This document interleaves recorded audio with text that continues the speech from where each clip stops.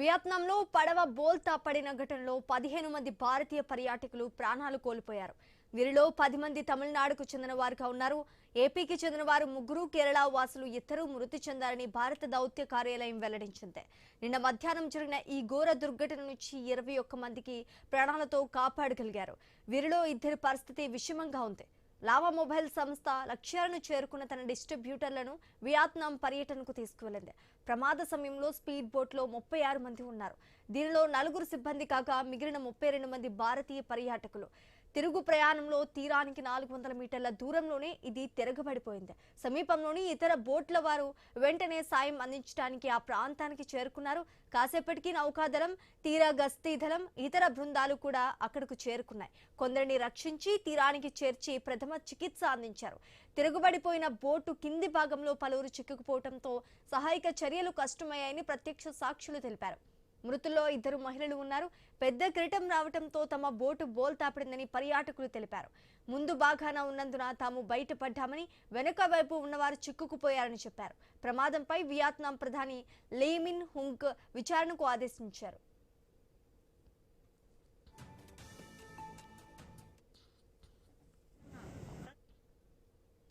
పడవ ప్రమాదంలో భారతీయుల మృతిపై రాష్ట్రపతి ద్రౌపది ముర్ము, ప్రధాని మోదీ సంతాపం తెలిపారు. వీలైనంత సాయాన్ని భారత దౌత్య కార్యాలయం అందిస్తోందని మోదీ చెప్పారు. వియత్నాం సర్కార్తో కలిసి బాధిత కుటుంబాలకు అన్ని విధాలా సహాయపడాలని కాంగ్రెస్ అగ్రనేతలు మల్లికార్జున ఖర్గే, రాహుల్ గాంధీ కేంద్రాన్ని కోరారు. విషాద ఘటన ఎంతో బాధాకరమని లావా ఇంటర్నేషనల్ పేర్కొంది.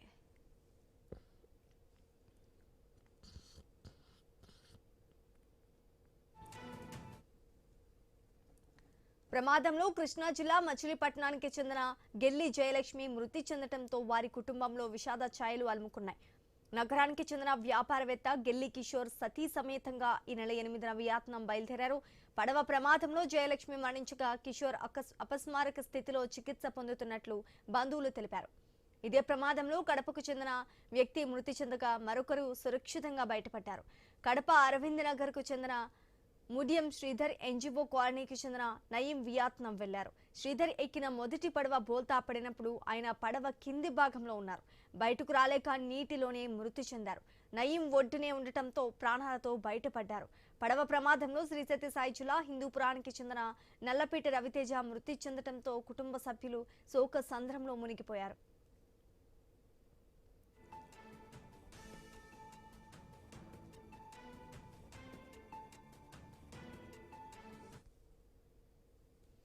ఇదే ప్రమాదంలో తమిళనాడుకు చెందిన 10 మంది ప్రాణాలు కోల్పోయినట్టుగా తెలుస్తోంది.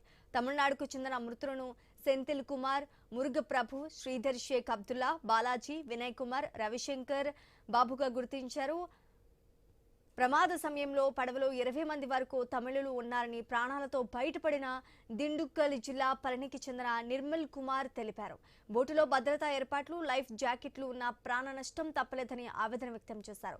దుర్ఘటనపై తమిళనాడు ముఖ్యమంత్రి విజయ్ దిగ్భ్రాంతి వ్యక్తం చేశారు. ప్రమాదంలో చిక్కుకున్న తమిళనాడు బాధితులకు అన్ని విధాల సహాయక సహకారాలు అందించడానికి, మృతదేహాలను రాష్ట్రానికి తీసుకొచ్చేందుకు తగిన ఏర్పాట్లు చేయాలని అధికారులను ఆదేశించారు. కేరళకు చెందిన అవికోటి చెరియన్ థామస్, లొవెన్ థామస్ కూడా ఈ ప్రమాదంలో మరణించారు.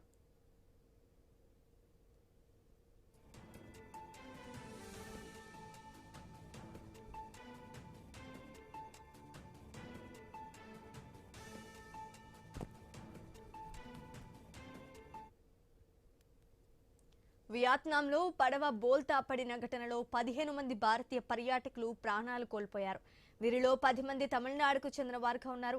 ఏపీకి చెందిన వారు ముగ్గురు, కేరళ వాసులు ఇద్దరు మృతి చెందారని భారత దౌత్య కార్యాలయం వెల్లడించింది. నిన్న మధ్యాహ్నం జరిగిన ఈ ఘోర దుర్ఘటన నుంచి 21 మందికి ప్రాణాలతో కాపాడగలిగారు. వీరిలో ఇద్దరి పరిస్థితి విషమంగా ఉంది.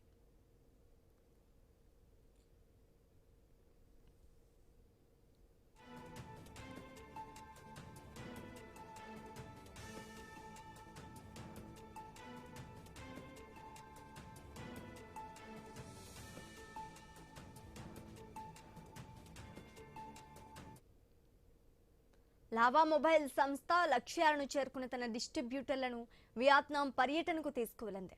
ప్రమాద సమయంలో స్పీడ్ బోట్లో 36 మంది ఉన్నారు. దీనిలో 4 సిబ్బంది కాగా మిగిలిన 32 మంది భారతీయ పర్యాటకులు. తిరుగు ప్రయాణంలో తీరానికి 400 మీటర్ల దూరంలోనే ఇది తిరగబడింది. సమీపంలోని ఇతర బోట్ల వారు వెంటనే సాయం అందించడానికి ఆ ప్రాంతానికి చేరుకున్నారు. కాసేపటికి నౌకాదళం, తీరగస్తీ దళం, ఇతర బృందాలు కూడా అక్కడికి చేరుకున్నాయి. కొందరిని రక్షించి తీరానికి చేర్చి ప్రథమ చికిత్స అందించారు. తిరుగుబడిపోయిన బోటు కింది భాగంలో పలువురు చిక్కుకుపోవడంతో సహాయక చర్యలు కష్టమయ్యాయని ప్రత్యక్ష సాక్షులు తెలిపారు. ఇక ఇదే అంశానికి సంబంధించి పూర్తి డీటెయిల్స్ మా ప్రతినిధి రామాంజనేయులు అందిస్తారు. రామాంజనేయులు. ఇది సత్యసాయి జిల్లా హిందూపురం పట్టణంలో ప్రస్తుతం విషాదం చోటు చేసుకుంది. ప్రధానంగా హిందూపురం పట్టణానికి చెందిన రవితేజ అనే యువకుడు విహారయాత్రలో మృతి చెందడంతో ప్రస్తుతం హిందూపురంలో ఈ విషాదం నెలకొంది. ఈ రవితేజ లక్కీ మొబైల్స్ పేరిట గత 15 ఏళ్లుగా సెల్ ఫోన్ దుకాణాన్ని నిర్వహిస్తున్నాడు. అయితే ఈ లావా కంపెనీకి సంబంధించినటువంటి కంపెనీ డిస్ట్రిబ్యూటరు ఈ ఆఫర్ ఇచ్చింది. దీంతో ఆయన ఈ నెల 8వ తారీఖున వియత్నాం కి ఆఫర్ రావడంతో ఆయన ఈ నెల 8వ తారీఖున వియత్నాం విహారయాత్రకి వెళ్ళాడు. మరి కంపెనీ ప్రతినిధులతో పాటు విహారయాత్రలతో కలిసి ఆయన ఎంతో ఆనందంగా పర్యటన గడిపారు. అయితే 2 రోజుల్లో ఇంటికి తిరిగి వస్తాను అని చెప్పేసి భార్యకి ఫోన్ చేశారు. మరి ఆ 2 రోజులు గడవక ముందే ఆయన ఆ విషాద వార్త ఇంటికి చేరింది. ఇట్లా మీ భర్త చనిపోయాడు విహారయాత్రలోను అని చెప్పేసి ఆయనకు అక్కడ కంపెనీ ప్రతినిధులు సమాచారం ఇవ్వడంతో ప్రస్తుతం ఆ ఇంట్లో అందరూ కూడా విషాద ఛాయల్లో మునిగిపోయారు. మరి ప్రస్తుతానికి అక్కడి నుంచి కూడా అంటే మృతి చెందినట్లు కన్ఫర్మేషన్ వచ్చింది. దీంతో మృతదేహము ఎప్పుడు వస్తుందా అనేది కూడా కుటుంబ సభ్యులకు మరి సమాచారం లేదు. మరి ఆయనకు భార్య పిల్లలందరూ కూడా ఇంట్లో కుటుంబ సభ్యులందరూ కూడా కన్నీరు మున్నీరుగా విలిపిస్తున్నటువంటి పరిస్థితి ఉంది. ఏ వ్యాపారంతో అయితే కష్టపడి భర్త మరి ఆ కుటుంబాన్ని పోషిస్తున్నారో అదే కంపెనీ తరఫున వెళ్లి విహారయాత్రలో మృతి చెందడము అనేది మరి అత్యంత బాధాకరమైనటువంటి విషయము. ఆయన 15 ఏళ్లుగా మరి ఆ మొబైల్ షాప్ ద్వారా కుటుంబాన్ని పోషిస్తున్నారు. ఈ రోజు ఇంటికి పెద్ద దిక్కు పోవడంతో మొత్తం కుటుంబ సభ్యులు అందరూ కూడా విషాదంలో ఉన్నారు. Sreeja, thanks for the update Ramanjaneyulu.